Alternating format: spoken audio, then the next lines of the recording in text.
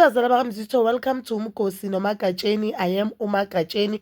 Umkhosi wethu namhlanje bazala bakaMzitho is about uMpumelelo Mseleku ne-girlfriend yakhe, which is also i-baby mama yakhe uTirelo Kaya. Guys, we know that there are a lot of allegations that uTirelo, she is no longer dating uMpumelelo, or there is trouble in paradise, because even ephathini kaMusa Mseleku 50 years we didn't see uTirelo, and the guys will be shocked ukuthi mhlawumbe uTirelo ukubheka khona lapha abamvezanga nje, and we saw this girl bheka noMpumelelo there. So guys, one thing I have noticed about abantu bakaMseleku nje, when it comes to this reality TV thing, they are mastering it, because before nje kuzoba ne-new season of Uthando Nethemba, Uringane Zethemba, kuzoba nesiphithiphithi on social media, then they know that we'll be looking forward to see mhlambe the next season of Uthando Nethemba or the next season of Izingane Zethemba. Then mase kudlala sesithi, oh, see, now we thought this country is this, you understand? They are always proving us wrong, and they are always playing that card ukuthi indaba zami uzozizwa ngami and uzozibona ngami. Lo ishoyo akusiyo, you understand, guys?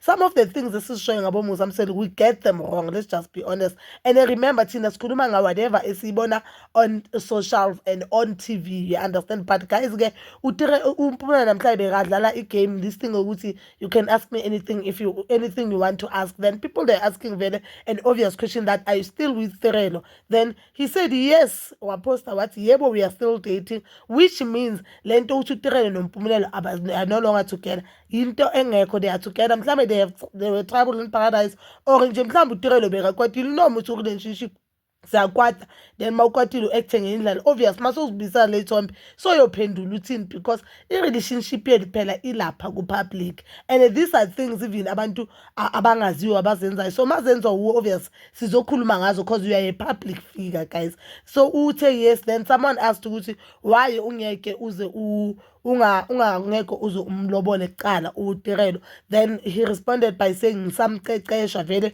on that thing. It's a video ke uposte uTirelo uthwele isitsha uyasho uTirelo sengisinde, obvious uTirelo abakhulelanga emakhaya, guys. You know thina abantwana bala elokishini, we are not used to that thing, because ukhule endlini ithephi la ejaridini, futhi even worse ila endlini there's awulazi nje kwakukha i-20 litre or 10 litre yamanzi, so it will be difficult vele ukuthi uthwala, awukwazi ukuthwala, awukwazi wathola anything. So uTirelo there iyangisinda. So my other question is like, uTirelo mabavakashile nabo viewers bebavakasha lapha kaMayeni, or uMpumelelo unomuzi wakhe lapha kaMseleku, because I feel as if yabona ukuvakasha ebukhweni kanti khona umamazala endlini, so kumele ukotise ngapha bakulobolanga. Yazi ezinye zezinto ezenza uMusa ze-wrong, uMusa bokumele afostele lo mntana wakhe kwangempela, hayi lo nto le ayenze ngathi uyamfosta kanti akamfosti, or ayenze ngathi uyamtshela kanti akamtsheli, umtshela just for i-TV, because we can see ukuthi akayifaki i-pressure kulo mntwana,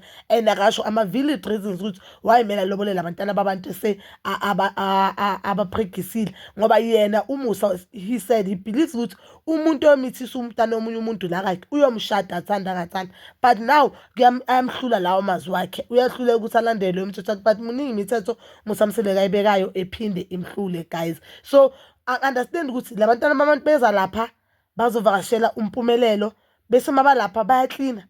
Hey guys, I don't really understand. I don't really understand ukuthi into yabihamba kanjani. I don't say anything wrong mawuklinela mhlambe kuwe ne-boyfriend yakho, but makhona umamazala angazi bayisebenza kanjani i-system yabo, but nje ngibone uTirelo athwele, mara knowing uMayeni I don't think uzoyivuma nento le. Mhlambe uMpumelelo uzothi mabavakashile maybe one of them bavakasha maybe in one of the houses, because uMusa Mseleku has many houses eMzumbe. So bazala bamzitho, now we do know that uMpumelelo noTirelo, they are happy, and if there's one person or understand is Thembi at a very young age, and mhlambe angasazi ne-system yakho, maybe ukhule uyasazi, maybe khona cousin yakhe onaso or umamkhulu in, I don't know, because uTirelo understand this Thembi, and I think uTirelo understand uMpumelelo, uyamthanda uMpumelelo. It's just that uMpumelelo ngoba he's still young, usa explore, and nalamanye ama-girlfriend wakhe makajola nawo awafuni kuba ama-side chick, ngoba uthi makathi yakufihla uvele uthi boo uvele. So one thing about uTirelo, we understand ukuthi